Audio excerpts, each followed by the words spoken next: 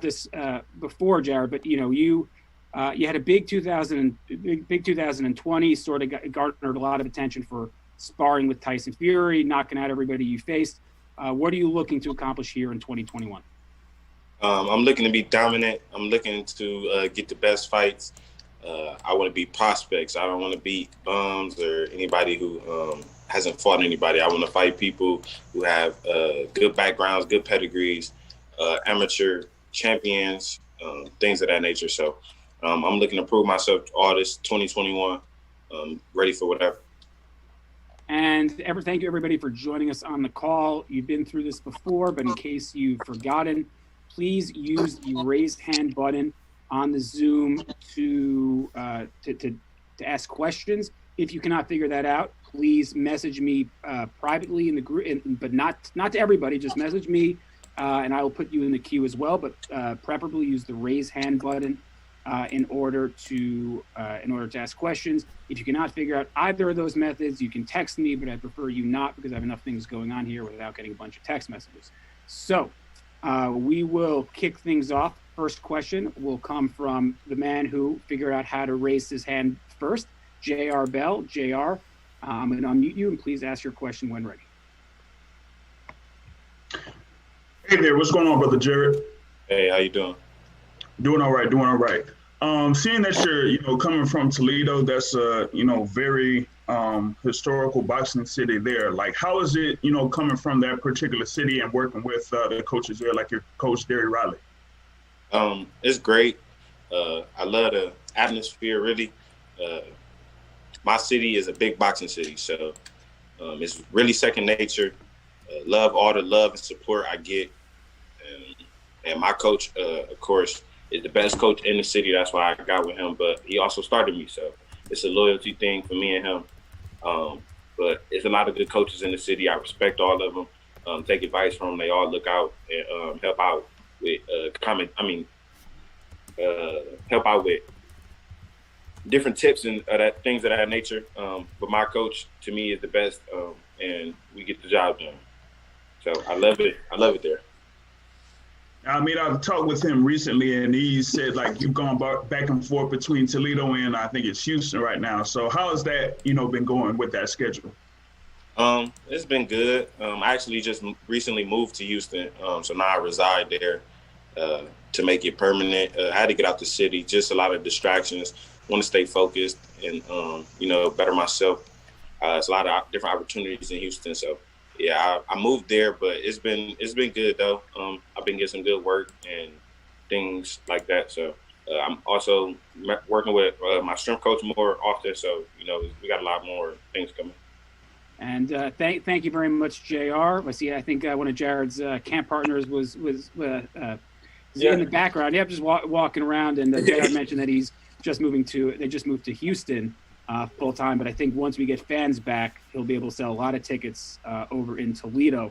Once we can get full crowds back here into stands. Our next question comes from Jake Donovan from Boxing Scene. Jake, please go ahead when ready. Thank you very much, Evan. Jared, thank you very much for doing this call. Looking forward to seeing you back in the bubble this weekend. I wanted to ask, what was it about Kingsley Ibeh that you really, really wanted this fight? Because it's not just an opponent they offer to you. This is something I know you've targeted for a while. He's an opponent who actually has heart, who wants to fight. Is not going to just lay down. He's going to actually fight, and he has something for me. So I love to prove a point and make a statement with him. Okay. What did you think of his bubble performances that you saw? I know you've seen a few of them up close and personal. Yeah, I think he was a fighter. I mean, like I said, I want to prove a point. So I'm tired of everybody coming in on top ranked posts saying that I'm fighting bums and fighting people who just want to lay down. So I'm looking to fight somebody who they think and started to enjoy watching him fight, so I can pick him apart and win the fight easily. Then they'll see that I'm really the best prospect there is. Definitely. And I know you have a different opinion of the opposition you faced than, maybe some of your critics, but where would you rank Kingsley compared to the guys you have faced? Top, for sure. I think he's definitely better than every person I've fought. Yeah. Okay. And then, Evan, can I ask one more question? Yeah, yes. One more, Jake, sure. Okay, thanks, Jared. I did want to ask, what has it been like for you? I mean, literally more than half of your career has now taken place in the bubble. Like, did you ever envision like this is how the early stages of your career would play out? Not even close. But I'm not upset with it. I'm actually really blessed and happy to be as active as I am, especially being with all that's going on. So, I didn't imagine it, but I can't be mad at it at all.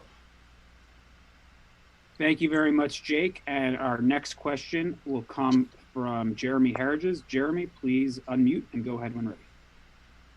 Hi, Jared.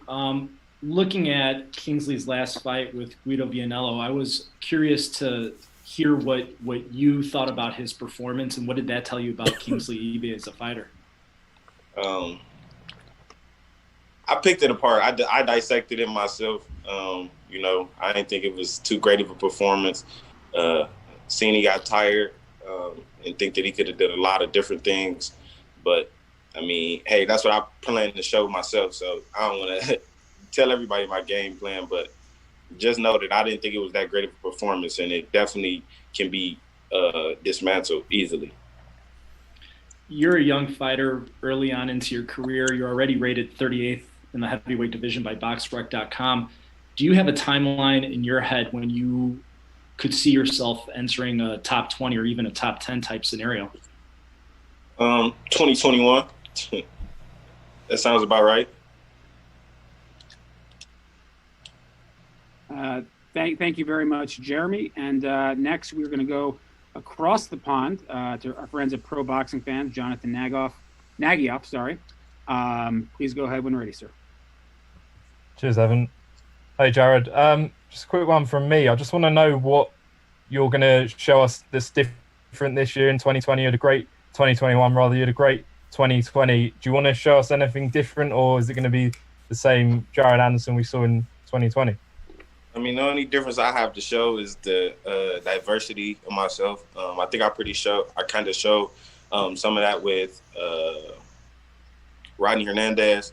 I showed I can box on my back foot. I'm still a puncher, though. I do like coming forward, but if I need be, I can box. So I plan to show that more and show that I can actually pick opponents apart and not just be one-dimensional. So that's what I plan to show all 2021. Do you want rounds at all this year? You're yet to go past 4 rounds so far. Do you want to bank those rounds, or are you happy just to get the stoppage wins? I'm happy to get the stoppage wins. I know I'm in shape. Me and my strength and conditioning coach, we know what we have in the tank. So I'm happy to get the stoppages. I'm not too much worried about the rounds at this point. Cheers, Jared. Thank you, Jonathan. We've got a couple more minutes with Jared. So please, anybody wants to ask a question, raise. We got one final one because we have Jackson Marinez. Okay, Luke Kettle. Actually, raising your hand in the video does not count. Please use the raise hand mechanism. It just makes it a lot easier. We do have a question from Crystal Hart. Crystal, please go ahead when ready. Hi, Jared. I'm out here in Warren, Youngstown area right now in Ohio, so it's pretty cold out here. What we wanted to ask you is, I just want to know what your thoughts are on the heavyweight division, because there's been since the Klitschko's sort of stepped down, it's pretty wide open, and what are your thoughts on this division? I think it's pretty wide open. Other than the top 3 fighters, everything else is just a toss-up and up for debate. That's where I come in and plan to be in that top 4 now, hopefully before their reign is over with. But if they happen to go before then so be it. That just means it's more room for me. But I plan to be in the top 4 of those: Anthony Joshua's, Deontay Wilder's, and Tyson Fury. So it's like you said, pretty wide open. I don't see anybody stopping me or anybody that puts a big hole in my plans. Thank you very much, Crystal. And we're gonna let Jared go because we have. So Jared, thank you again so much for joining us today. Again, Kingsley Ibeh is going to be a Saturday night in the ESPN Plus portion. He's looking to go 8-0 with his 8th knockout. So Jared, thank you so much for joining us today.